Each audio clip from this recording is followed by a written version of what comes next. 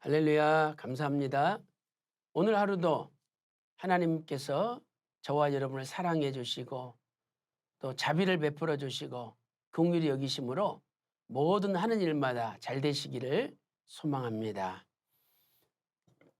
자, 오늘은 야곱의 매장지에 대한 구속 경륜입니다. 창세기 50장 13절을 보겠습니다. 그를 가나안 땅으로 메어다가 mamre 앞 막벨라 밭굴에 장사하였으니 이는 아브라함이 해쪽 속 에브론에게 밭과 함께 사서 소유 매장지를 삼은 곳이더라. 이는 하나님의 말씀이니라. 아멘.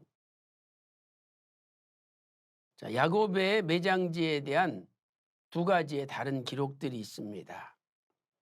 자, 첫째로 야곱이 실제로 묻힌 실제 매장지는 막벨라 굴이죠. 야곱이 애굽에서 죽었지만 아들들이 죽은 야곱을 메어다가 헤브론의 막벨라 굴 장사를 지냈던 것이죠. 창세기 50장 13절 말씀 보세요. 야곱을 가나안 땅으로 메어다가 mamre 앞 막벨라 밭 굴에 장사하였다. 이렇게 말씀하고 있습니다. 그런데 스데반이 훗날 설교하면서 야곱의 매장지가 막벨라 밭 굴이 아니라 세겜이라고 설교를 하였습니다.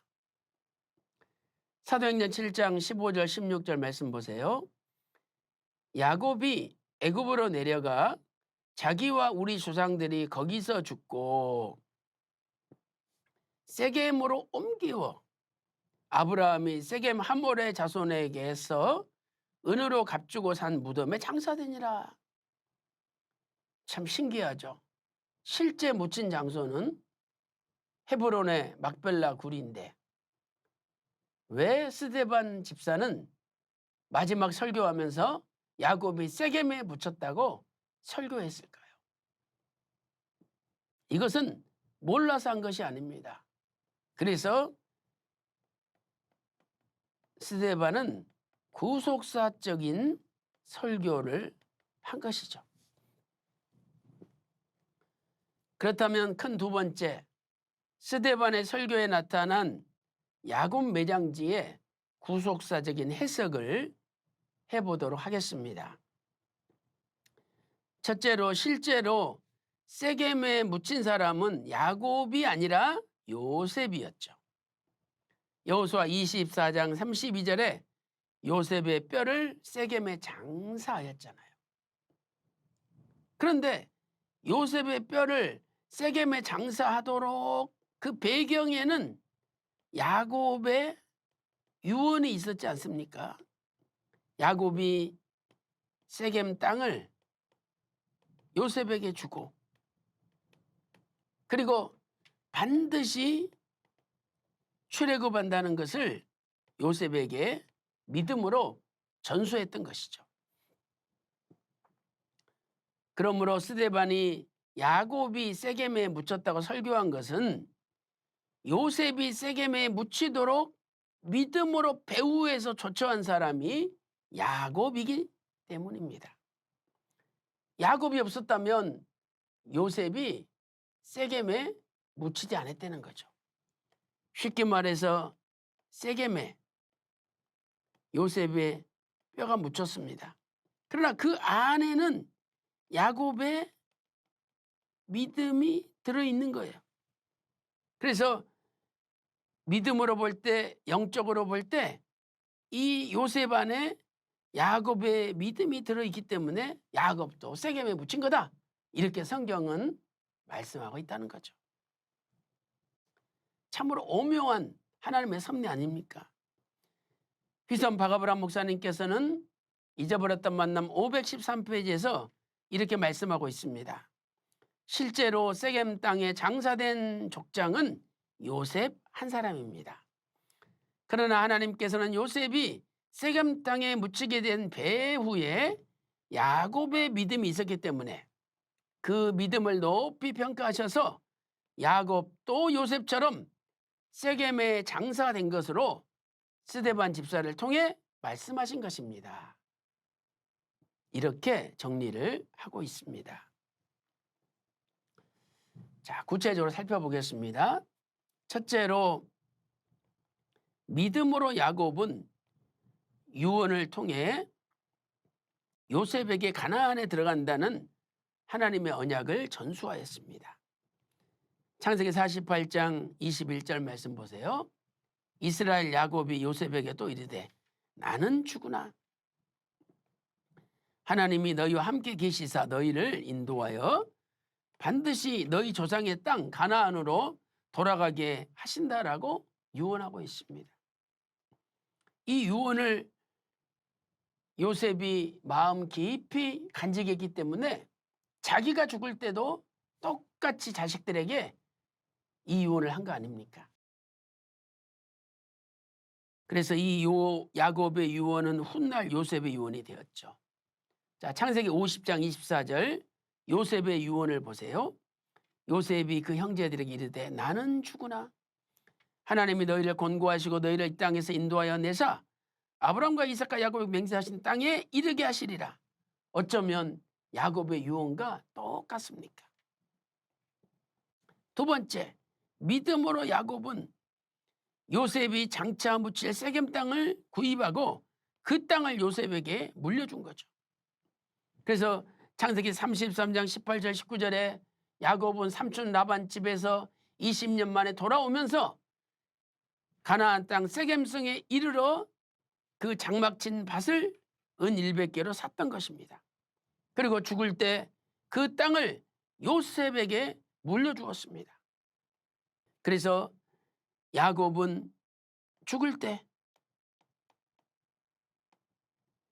창세기 48장 22절에 일부분을 요셉에게 더 주었는데 이 부분이란 단어가 히브리어로 쉐켐, 세겜인 것이죠. 그리고 마침내 여호수아 24장 32절에 요셉의 뼈는 그 세겜에 장사되어 횃불 언약이 성취된 것입니다. 창세기 48장 22절에 부분이란 말이 쉐켐이죠. 내가 내 칼과 활로 아모리 족속에서 빼앗은 것이라. 전쟁에서 빼앗은 것이 아니라 돈 주고 산 거죠. 그러나 전쟁에서 빼앗았다고 말한 것은 훗날 아브라함의 후손, 이삭의 후손, 야곱의 후손, 요셉의 후손들이 전쟁을 통해서 가나안을 정복할 것을 미리 알려준 것이죠. 이것을 대표의 원리라고 부릅니다. 신약 성경을 보면 실제로 예수님께 찾아온 것은 백부장이 보낸 유대인의 장로 몇 사람이었습니다. 자, 누가복음 7장 2절 4절 말씀 보세요. 어떤 백부장의 사랑하는 종이 병들어 죽게 되었더니 3절 예수의 소문을 듣고 유대인의 장로 몇을 보내어 오셔서 그 종을 구원하시기를 청한지라 그랬죠. 이에 저희는 유대인의 장로 몇 사람이죠. 예수께 나왔어요. 그런데 마태복음에서는 백부장이 예수님께 나왔다라고 증거하고 있습니다. 자, 분명히 유대인의 장로들이 예수님께 나왔습니다. 그러나 그들은 백부장이 보낸 거죠. 그러니까 백부장이 예수님한테 온 거나 마찬가지다. 이렇게 대표의 원리로 성경은 기록을 하고 있는 거죠. 마태 8장 5절 6절 말씀 보세요. 예수께서 가버나움에 들어가시니 한 백부장이 나와 간구하여 가로되, 백부장이 나왔죠. 가로되 주여 내 하인이 중풍병으로 집에 누워 몹시 괴로워하나이다. 이렇게 구속사적 원리는 대표의 원리가 사용되고 있습니다. 이걸 깨달으면 성경이 눈에 환하게 보이는 거죠. 오늘 또 저와 여러분이 구속사적으로 성경을 깨닫는 가운데 영의 눈이 열려서 여러분이 하는 일마다 잘 되고 하나님의 구속사를 성취하는 믿음의 사람들로 쓰임 받으시기를 주님의 이름으로 축원합니다. 기도 올리겠습니다. 하나님 아버지 야곱이 죽기 전에 요셉에게 반드시 출애굽한다는 사실을 전수하고 또 세겜 땅을 물려주고 전쟁을 통해서 반드시 쟁취한다는 것을 전수시킨 것처럼, 그리고 요셉이 또 그걸 전수받아 후손들에게 전수한 것처럼 오늘 우리가 받은 구속사 말씀도 우리의 후손들에게 100% 전수될 수 있도록 은혜 베풀어 주시옵소서. 기도한 대로 다 이루어 주심을 믿고 존귀하신 예수님의 이름으로 간절히 기도 올리옵나이다. 아멘.